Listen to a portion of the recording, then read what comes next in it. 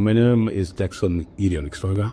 I'm from Tanzania, a member of parliament, and in the parliament, I sit in the parliamentary committee of water and environment as a chairperson of that committee. My committee is very keen about the climate change issue, and in the coming new Environment Act, which it will be reviewed next week, we as members of parliament, we have asked the government to include the climate actions in our new Environment Act so that we can it can be included, particularly new energy must be included in our new NDCs. And we have asked them at least to set ambitious targets, which will help now ensure, protect the environment, which is now destroying a lot. So yeah, we have a big ambition as a member of parliament to ensure that our new updated NDCs also include renewable energy as a key issue to appear in that NDCs. Yes, investors, what they want a guarantee for their money back where they want to invest. So as far as the listing is concerned, many investors, they want government guarantee as well. When they invest, they're sure money will come back. So the government, what it did, Tanzania government, does not offer direct government guarantees now, but what they have done, they've asked the investors, if you're coming to Tanzania, you invest in renewable energy. Previously, our act did not allow for investor to sell the solar.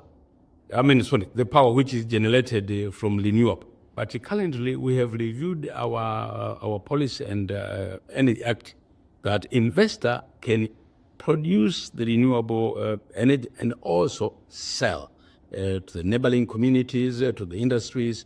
That one now, it can guarantee that if I go to do business with Tanzania, I can also sell the power which I produce. But there's another arrangement which is going on now by the World Bank, also IMF, to create like a certain instrument for guarantee so that we can attract more investors. You can sell to the private consumers, you can also sell to the government. So the door is open. Wow. Yeah, that's the area where I see investors can be attracted more. Previously, it was not allowed. Once you produce energy, you must sell to the government. Now, in order to sell to the government, you need a contract. Maybe the government should pay a capacity charges maybe for a certain period of time. Normally, the takeoff was 20 years. But now the government has removed that because it has allowed people to produce, to generate that power and also sell to the private sector, to the individuals, to the community. Yes. We as members of parliament, it is important to ensure we create enabling policies to ensure that are attractive for investment.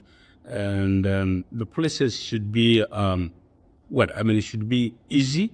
People should see that once they come to Tanzania, the investment is quicker. The problem which many people are complaining is prolonged negotiations in these renewable energy projects. It takes a lot of time.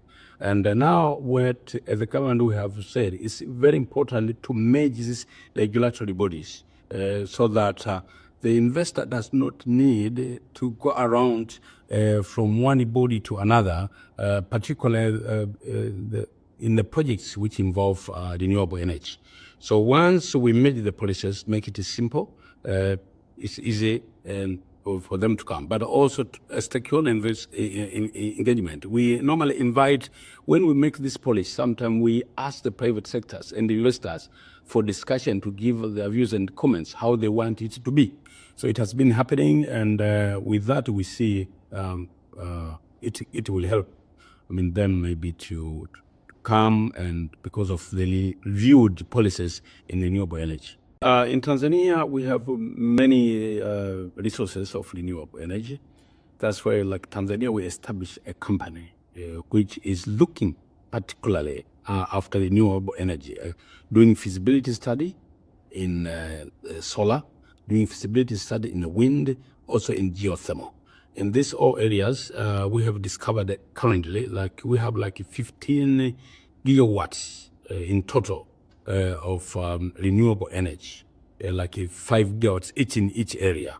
So that are the areas which we need our government to consider as an energy transition to ensure incorporated in our energy mix. Yeah.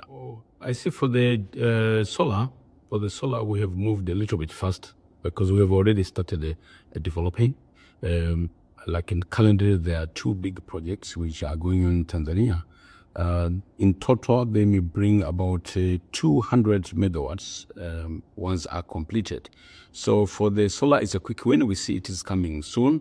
For the wind, we are still looking at it. We have already identified the sites. But based on many investors are saying like wind in Africa, particularly Tanzania, the speed of the wind is not very viable for big commercial investment. That's why there's a little bit bottleneck. But when we talk about like geothermal, yes, we have like 52 sites identified for geothermal. But the challenge we're having, the feasibility study is very costly. And the investors are saying the feasibility study must be done by the country. Then once it's completed, they bring the capital.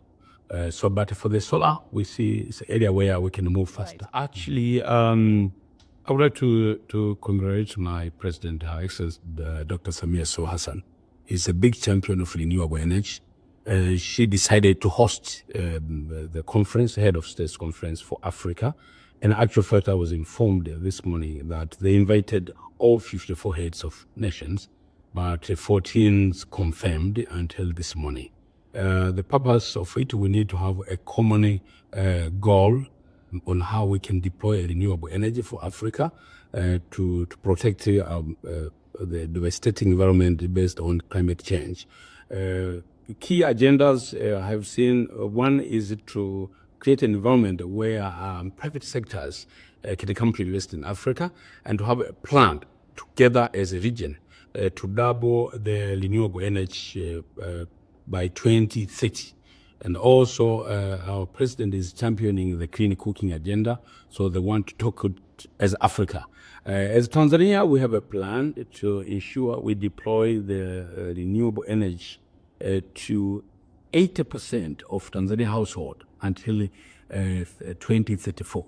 Every Tanzania should use renewable energy as a source of cooking energy at the household level.